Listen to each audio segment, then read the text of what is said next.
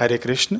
देखिए 17 अक्टूबर को कार्तिक मास के कृष्ण पक्ष की रमा एकादशी के साथ साथ तुला संक्रांति भी है और इसी दिन गोवत्स द्वादशी भी है। तो आइए इस वीडियो में हम लोग सब कुछ जानते हैं कि इन तिथियों का लाभ हम लोग कितना अधिक से अधिक उठा सकते हैं। तो कार्तिक मास के कृष्ण पक्ष की रमा एकादशी का व्रत हमको 17 अक्टूबर को करना है, लेकिन एकादशी तिथि शुरू हो जाएगी 16 अक्टूबर को सुबह 10:35 से और यह एकादशी रहेगी अगले दिन यानी 17 अक्टूबर को दोपहर के 11:12 तक।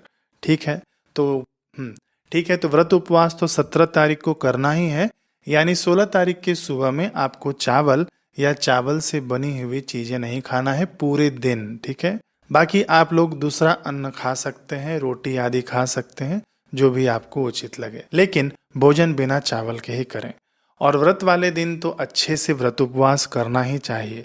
लोग बोलते हैं कि हम केवल शुक्ल पक्ष की यानी उजाले वाले पक्ष की एकादशी का ही व्रत करते हैं, तो मैं उनको बता दूं कि चतुर्मास की दोनों ही पक्ष की एकादशियों का व्रत करना चाहिए, चाहे कोई गृहस्थ हो, चाहे महिला हो, चाहे पुरुष हो, चाहे वह सन्यासी ही क्यों ना हो।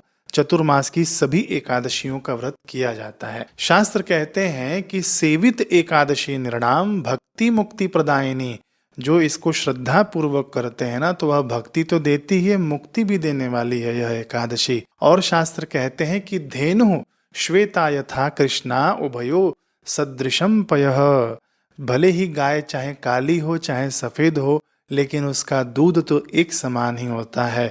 तथैव तुल्य फलदम स्मृतिम एकादशी द्वयम, ऐसे ही दोनों ही एकादशी एक समान फल देने वाली है, चाहे वह कृष्ण पक्ष की एकादशी हो चाहे वह शुक्ल पक्ष की एकादशी हो। ठीक है, तो रमा एकादशी की महिमा भगवान श्री कृष्ण युधिष्ठिर से बता रहे हैं कि यह एकादशी महापापों को विनष्ट करने वाली है, यानी किसी से जाने अनजाने में पाप हो गया हो और वह उसका प्रायश्चित करना चाहता हो, तो संकल्प पूर्वक इस रमा एकादशी का व्रत उपवास कर ले।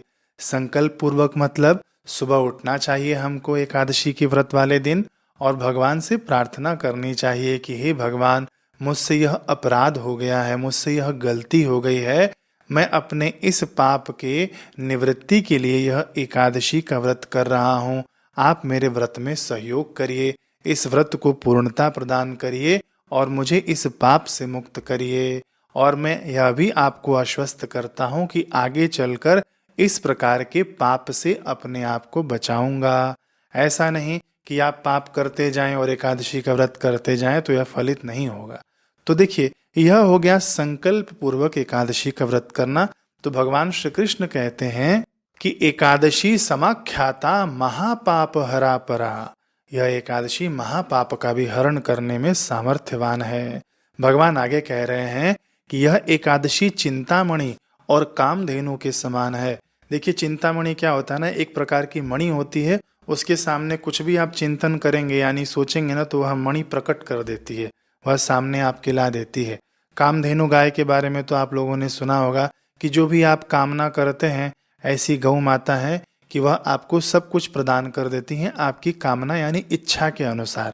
ऐसे ही भगवान श्री कृष्ण कह रहे हैं कि यह रमा एकादशी चिंतामणि और कामधेनु के समान फल देने वाली है। यानी यदि आपकी कोई शुभ इच्छा हो, शास्त्र सम्मत इच्छा हो, तो आप अपने इच्छा को संकल्पित करके यह एकादशी करेंगे तो वह आपकी इच्छा भी पूरी होगी।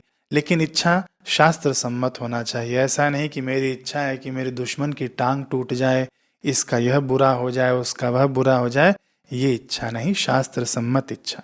देखिए, इसी दिन यानी 17 अक्टूबर को ही गोवत्स द्वादशी भी है। तो गोवत्स द्वादशी के दिन यदि एक ही रंग की गाय और उसका छोटा बछड़ा मिल जाए ना, तो उन दोनों का पूजन करना चाहिए। यदि नहीं मिले एक ही रंग के, तो ऐसे भी आपको गौ माता का पूजन कर लेना चाहिए।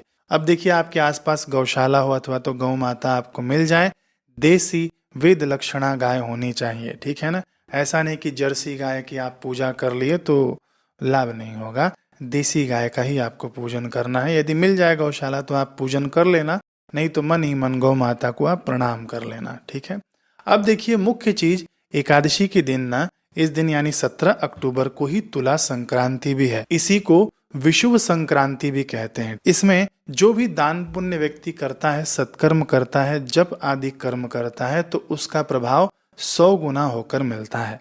लेकिन विषुव संक्रांति में एक बात का विशेष ध्यान जरूर देना चाहिए कि विषुव संक्रांति में किसी के भी दान का अन्न नहीं खाना चाहिए। इससे क्या होता है कि हमारे 3 महीने का किया हुआ पुण्य, जो भी हम लोगों ने पिछले 3 महीनों में पुण्य किया है, वह सब का सब पुण्य देने वाले दाता को ट्रांसफर हो जाता है, यानी अन्नदाता को मिल जाता है। यानी कुल मिलाकर आपके 3 महीने का पुण्य नाश हो जाता है। ठीक है। जैसे उत्तरायण में, उत्तरायण आता ना, मकर संक्रांति, उसमें यदि किसी का आप अन्न खाते हैं दान का, तो 6 महीने का पुण्य नाश होता है। अमावस्या के दिन खाते हैं तो 1 महीने का पुण्य नाश होता है। पूर्णिमा के दिन खाते हैं तो 15 दिनों का पुण्य नाश होता है। ऐसे ही ये तुला संक्रांति यानी विषुव संक्रांति में यदि आप खाते हैं तो शास्त्रों ने 3 महीने का पुण्य नाश बताया हुआ है। तो इस चीज से आप सावधान रहना। वैसे भी एकादशी है, एकादशी के दिन ऐसे भी अन्न तो नहीं खाना चाहिए, है ना। फिर भी मैंने सावधानी के तौर पर आपको बता दिया। संक्रांति है तो इस दिन आपको खूब ध्यान रखना चाहिए कि इस दिन जो भी आप हवन करेंगे अथवा तो पितरों के लिए तर्पण करते हैं ना, तो वह सब भगवान सूर्य आपको कई जन्मों तक वापस करते रहते हैं। यानी ऐसा आपका पुण्य एक डिपॉजिट हो जाता है। संक्रांति के दिन किए हुए हव्य और कव्य, हव्य क्या होता है? हवन, जो देवताओं को हम लोग भोजन देते हैं। कव्य क्या होता है? जो हम लोग पितरों को देते हैं। ठीक है। तो क्या करना है आपको इस दिन? पितरों के निमित्त आपने एक लोटे में जल लेना, उसके अंदर काला तिल मिला देना। ठीक है। कुशा का घास मिल जाए तो कुशा मिला देना। फिर उसके बाद गीता जी के 7वें अध्याय का पाठ करना और वह तिल वाला जल आप दक्षिण दिशा की ओर मुख करके अपने पितरों को अर्पित कर देना। यह भी कह देना कि आप इस जल से तृप्त होइए, तृप्त होइए, तृप्त होइए, 3 बार कहना। ठीक है। और अब मैंने जो गीता जी के 7वें अध्याय का पाठ किया, उसका पुण्य भी मैं अपने पितरों को अर्पित करता हूँ। हे पितृ देवताओं, आप तृप्त होइए, तृप्त होइए, तृप्त होइए। तो ये आपका कर्म किया हुआ ना, आपके कई जन्मों का पुण्य डिपॉजिट कर देता है। आपके पितरों को तृप्ति तो मिलेगी ही, और आपको भी कई जन्मों तक तृप्ति प्रदान करने वाला यह योग है। हवन कर सके तो हवन करिएगा। अब आखिरी में मैं आपको इस वीडियो में जाते जाते एक बोनस चीज बताकर जाता हूँ। शास्त्र कहते हैं कि तिल तैलेन दीपाश्च देया शिव ग्रहे शुभा। यानी इस दिन आपको क्या करना है कि तिल के तेल का दीपक जलाना है। कहाँ पर? कि शिव ग्रहे शुभा, यानी शिव मंदिर में जाकर आपको जलाना है। यहाँ पर घर की बात नहीं कही है, सीधा आप ना जहाँ पर शिव मंदिर हो वहां पर जाकर आप तिल के तेल का दीपक जला कर आना। कितना दिया? 1 दिया भी जलाएंगे तो भी पर्याप्त है। सतिलस्तंदुलैर देवम, यानी इसके साथ साथ ना आपको क्या करना है कि शिव जी के ऊपर आपको काला तिल भी चढ़ाना है और उसके ऊपर तांदुल यानी चावल भी आपको चढ़ाना है। चावल कैसा होना चाहिए? अक्षत, यानी टूटा हुआ नहीं होना चाहिए। अक्षत चढ़ाने से शिव जी के ऊपर लक्ष्मी जी की प्रसन्नता मिलती है और काला तिल चढ़ाने से शिव जी के ऊपर सूक्ष्म जगत के लोग प्रसन्न होते हैं। ठीक है। तो इस प्रयोग को करना। अब आप पूछेंगे कि कितना तिल चढ़ाना है हमको, तो आपकी मुट्ठी में जितना तिल आ जाए, ठीक है, एक मुट्ठी में, आपकी मुट्ठी छोटी हो सकती है, बड़ी हो सकती है, उससे कोई मतलब नहीं है। एक मुट्ठी में जितना भी तिल आ जाए शिव जी के ऊपर आप ऐसे चढ़ा देना।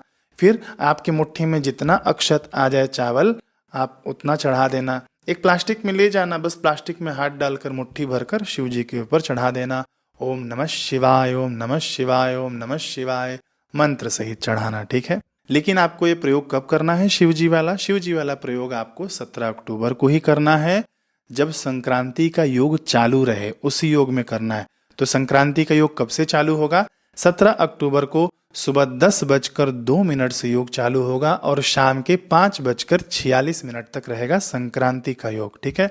तो इसी योग में, इसी समय में आपको शिव मंदिर में कभी भी जाकर आप ये प्रयोग कर सकते हैं। अब देखिए, धनतेरस आ रहा है, दिवाली है, काली चौदस है। काली चौदस का स्नान जो है ना बहुत ही महत्वपूर्ण है, मैं उसके ऊपर वीडियो बनाऊंगा। उसी प्रकार से आप लोग स्नान करना, बिल्कुल शास्त्र सम्मत मैं आपको बताऊंगा। ठीक है। मनगढ़ंत बातें नहीं होती। फिर दिवाली है, फिर एकम है, फिर भाई दूज है, इन सब के ऊपर वीडियो आने वाली है। लेकिन आपकी तरफ से मैं पूछता हूँ कि आपको किस विषय पर वीडियो चाहिए, जरूर कमेंट में बताइएगा। मैं प्रयास करूंगा उस विषय पर वीडियो लाने के लिए। देखिए, मैंने पिछले वर्ष ना धन पोटली का भी बताया हुआ है कि धन पोटली हम लोग घर पर कैसे बनाएं, उसका भी आप लोग खूब फायदा उठाना। फिर यम दीपदान का भी मैंने पिछले वर्ष बताया है, आप लोग यूट्यूब में सर्च करना यम दीपदान बाय योगीराज मनोज, तो वो भी आपको मिल जाएगा। और भी ढेर सारे वीडियो पिछले वर्ष मैंने बहुत अच्छी अच्छी वीडियो बनाई है, सर्च कर लेना। इस वर्ष मैं कुछ नया लेकर आऊंगा, इसलिए यदि पिछले वर्ष की वीडियो यहाँ पर रिपीट नहीं हो तो आप सर्च कर देख लेना, ठीक है। इस वर्ष आपको कुछ ना कुछ नया ही मिलेगा। ठीक, तो मिलते हैं अब अगले वीडियो में इसी चैनल पर। हरे कृष्ण।